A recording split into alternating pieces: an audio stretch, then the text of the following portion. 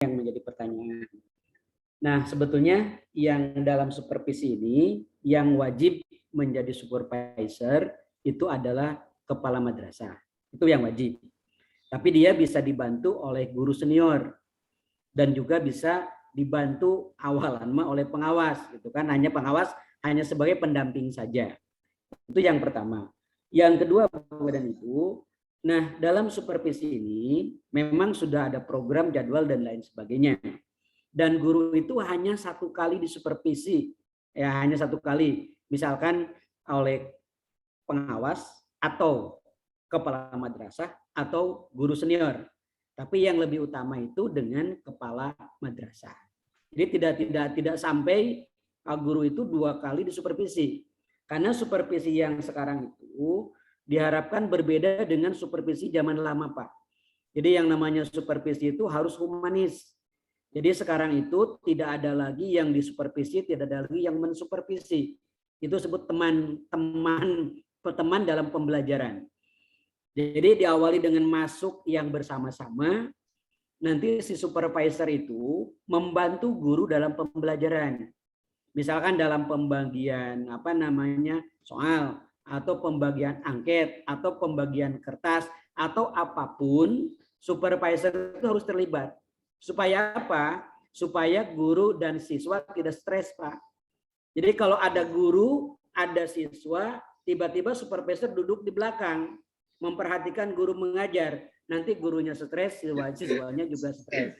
Jadi bagaimana caranya guru dan siswa itu seperti pembelajaran biasa. Misalkan kita masuk sebagai kepala madrasah mensupervisor gurunya. Anak-anak, Bapak sudah lama tidak mengajar. Bapak ingin kangen sekali mengajar bersama kalian. Nah, Bapak ingin mendampingi dalam pembelajaran ini dengan ibu ini atau dengan Bapak ini. Jadi pembelajaran sekarang itu supervisi itu harus humanis. Tidak lagi sesakral dulu, Bu, menakutkan dan lain sebagainya. Karena kita adalah pembimbingan dan lain sebagainya. Sehingga dalam supervisi itu hanya satu kali. Nah, yang utamanya kepala madrasah. Tapi bisa juga oleh guru yang ditunjuk oleh kepala madrasah. Itu yang pertama dari Pak Sugiono. Yang kedua dari adik saya, Pak Wahyu, ya. Pak Wahyu adik kelas Pak Wito, ya. Nah, dalam pemetaan diklat, teorinya betul Pak Wahyu, teori awalnya seperti yang Pak Wahyu sampaikan. Bahwa nantinya yang namanya diklat itu adalah hasil dari AKP. Jadi tidak heran kalau itu sudah berlaku, ada satu pengawas yang diklatnya 4 kali. Manajerial ikut, supervisi akademik ikut, penilai evaluasi ikut, penelitian juga ikut, Pak. Ada mungkin juga pengawas itu hanya ikut 1 kali diklat.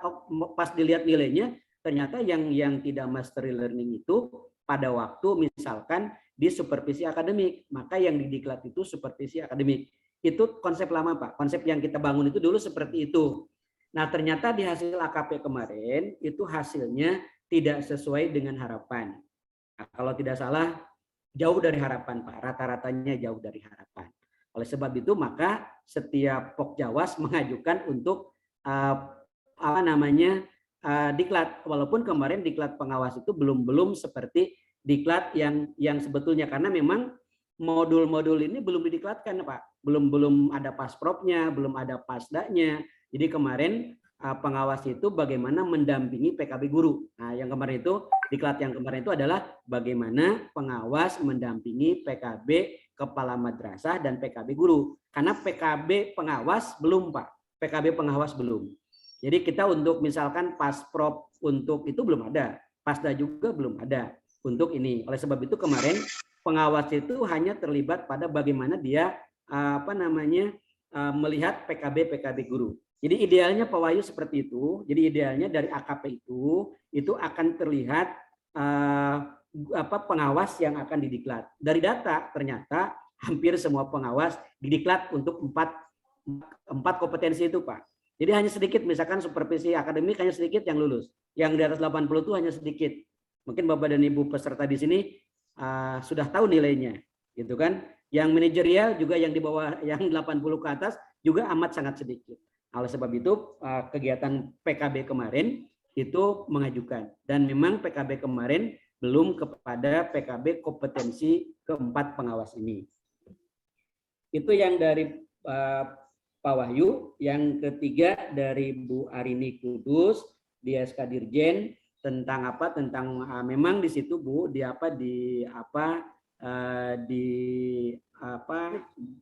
instrumen ya, ada instrumen perencanaan, ada instrumen pelaksanaan, dan ada instrumen yang terakhir. Dan kalau ibu cermati bahwa instrumen itu yang berhubungan dengan pembelajaran. Bapak lihat misalkan di KMA-nya,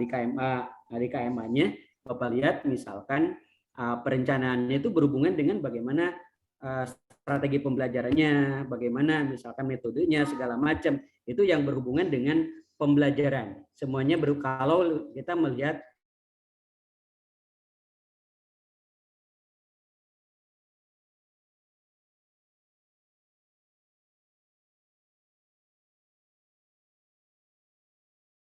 masih ada yang belum. Ini satu penanya nggih, Bu Hartati ini. Bagaimana Pak Didin kalau Pak Ajis kan sudah tadi ya? Ya. Bu Hartati ini. Bu Hartati, monggo Bu Hartati. Ya, siap. Okay. Assalamualaikum warahmatullahi wabarakatuh. Jadi saya langsung saja kepada Pak materi ini, Pak Didin. Di mana pada hari ini kita membicarakan mengenai supervisi akademi. Nah, yang saya akan tanyakan di sini Pak, karena sesuai dengan pelaksanaan di lapangan, instrumen yang kami gunakan khususnya dalam pelaksanaan pembelajaran itu, yaitu sesuai dengan KMA 624. Nah, ada di antara beberapa kepala madrasah saya bertanya bagaimana cara mengisinya, pengisian instrumen pelaksanaan pembelajaran itu yang sesuai KMA 624. Contohnya Pak, aspek yang diamati guru melaksanakan pembelajaran konstekstual, kebermaknaan, metakognitif, humanis, dan moderat. Nah, seandainya guru itu atau melaksanakan pembelajaran itu ada salah satu aspek yang tidak terlaksana, contohnya tidak moderat atau tidak harmonis. Nah, bagaimana cara untuk mengisi hasil pengamatan di instrumen itu Pak? Kalau bisa diberi kasih contoh. Karena kemarin yang pertama kemarin juga kami ikuti, yang saya dengarkan itu kalau hanya sedikit saja kekurangan tidak perlu lagi diisi. Jadi saya minta petunjuk dari Pak materi ini. Mungkin itu saja Pak. Assalamualaikum warahmatullahi wabarakatuh. Terima kasih Bu. Kita lanjut. Yang kedua, yang terakhir gini, Pak Abdul Samad. Pak Abdul Samad ini dari Kalsel kah? Sulawesi Selatan kah? Ya, sama-sama Pak. Tanya. Ya, Pak Dr. Abdul Samad ya ini ya. Iya. Silakan Pak Dokter, monggo. Sudah Pak. Kebetulan saya ini satu ruangan Ibu Hartati. Jadi saya enggak usah tanyakan itu tadi. Saya sudah diskusi bahwa tolong ditanyakan seperti ini. Saya kira itu Pak. Terima kasih. Terima kasih. Monggo Pak Didin. Aspek pengamatan dan realisasinya Pak. Iya. Terima kasih Bu Ardati. Jadi memang kita untuk instrumen yang sekarang kita larikan ke konsep Pak, bahwa yang namanya supervisi itu bukan penilaian. Jadi supervisi itu pendampingan guru supaya profesional. Jadi bukan penilaian. Kalau memang instrumen yang dulu kan ada poin 1, 2, 3 checklist, nilai apa di bawahnya ada nilai, terus ada nilai berapa nilai untuk guru yang disupervisi. Karena dulu pendekatannya pendekatan kuantitatif. Nah, tapi kalau untuk instrumen yang sekarang itu pendekatannya adalah kualitatif. Pendekatannya kualitatif, memang instrumennya pun semuanya harus kita nulis Pak. Harus nulis, misalkan guru sedang mengajar. Ini mengajarnya itu kena nggak sih 4C-nya, kena nggak literasinya, atau kena misalkan PPK-nya gitu kan ya. Atau tadi Ibu ada beberapa. Itu Bapak dan Ibu yang memang itu butuh butuh kajian-kajian khusus, karena teman-teman itu biasanya teorinya begitu, contohnya mana gitu Pak Swito ya. Jadi memang tugas kita itu sudah dalam tim itu ini supervisi, kebetulan modul dengan KMA itu duluan modul, Pak. Jadi modul dulu baru KMA. Jadi agak-agak sedikit berbeda, tetapi sebetulnya pada prinsipnya sih sama. Pada prinsipnya sama. Cuma yang ditanyakan Ibu Hartati itu adalah memang instrumen yang sekarang itu instrumennya adalah kualitatif, tidak kuantitatif. Nah, bagaimana cara pengerjaannya? Ini pun kita sering diskusi dengan teman-teman bahwa memang pada waktu guru kita sedang pelaksanaan pembelajaran, supervisor itu menulis apa yang dilakukan oleh guru. Nanti baru dilihatkan ke instrumen. Nah, kira-kira dia apa yang dilakukan. Selanjutnya tindak lanjutnya apa. Nah, tindak lanjut itulah yang menjadi titik tolak Bapak dan Ibu madrasah gitu kan atau KKM melaksanakan PKB bagi guru. Jadi PKB bagi guru itu dasarnya apa? Ya supervisi gitu kan. Dasar-dasar dari supervisi itulah dirumuskan berdasarkan berbagai temuan, maka kira-kira apakah individual atau kelompok gitu kan. Mana yang kurang, mana yang lebih, itu dia jadikan bahan untuk pelaksanaan PKB guru. Jadi begitu Bu Hartati. Jadi memang instrumen yang sekarang itu lebih mengarah kepada kualitatif. Nah, kualitatif tidak seperti dulu. Kalau dulu ada angka-angka bisa kita simpulkan. Terima kasih Pak Wito dan kawan-kawan. Pak Didin, Bapak Ibu, mohon maaf Pak Abdul Aziz, Bu Rini, Bapak Sarjan, memang harus sabar ini ya, sesuai dengan Pak Sabar Sarjan. Pak Wito, sedikit ya, mungkin ke teman-teman, ini kan baru preambul dari supervisi akademik. Jadi belum menukik kepada bagaimana misalkan perencanaan, bagaimana pelaksanaan, bagaimana itu mungkin nanti di pertemuan berikutnya. Bapak, insya Allah. Terima kasih Pak Didin atas semua ular-ular dan pencerahannya yang terkait dengan supervisi akademik. Bapak Ibu yang lain mohon maaf yang masih ini residen mohon maaf sekali karena waktu Bapak Ibu boleh saya simpulkan mohon izin ini. Yang pertama, kunci dari pembahasan kita ini tadi adalah pendekatan model abad 21. Pendekatan abad 21. Entah itu nanti pembelajarannya yang dilakukan oleh guru, kamatnya, beserta Bapak Ibu pengawas. Nah, pendekatan abad 21 itu Bapak Ibu bisa nanti dibuka di KMA 624 atau yang lebih detailnya itu ada di Kemendikbudristek nomor 209 tahun 2021 yang di dalamnya itu banyak indikator-indikator yang terkait dengan pendekatan abad 21 dari semua untuk lulusannya, pembelajarannya itu ada di sana Bapak Ibu.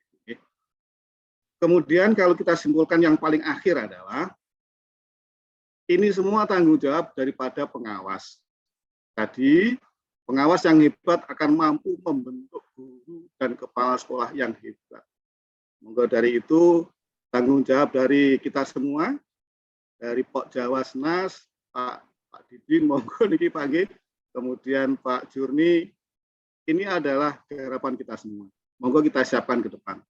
Mohon maaf Bapak Ibu, demikian dari kajian terkait supervisi akademik dari hari ini. Mohon maaf kalau ada yang kurang. Assalamualaikum warahmatullahi wabarakatuh.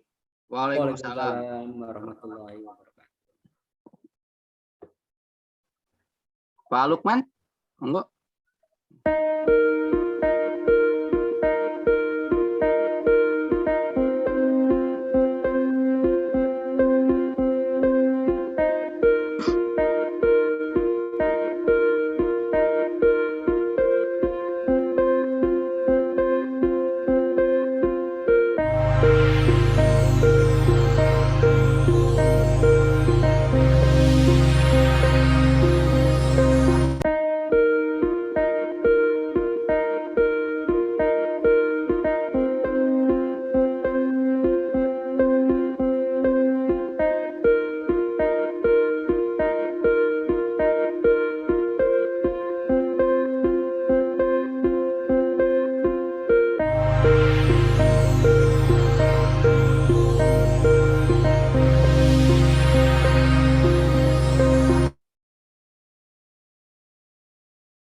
Baik, terima kasih Bapak.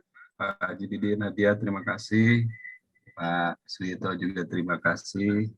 Di sini saya perlu sampaikan laporan bahwa pengunjung di YouTube hampir 243, di Zoom kita hampir 256 tadi, karena kita terbatas ya di posisi berapa tadi, 300 kalau kita punya Zoom ini.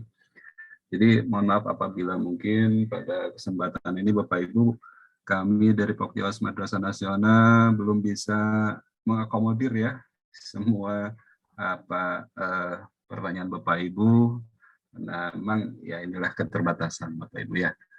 Oke, saya akan stop dulu live streaming-nya. Oke, kita akan langsung mungkin dengan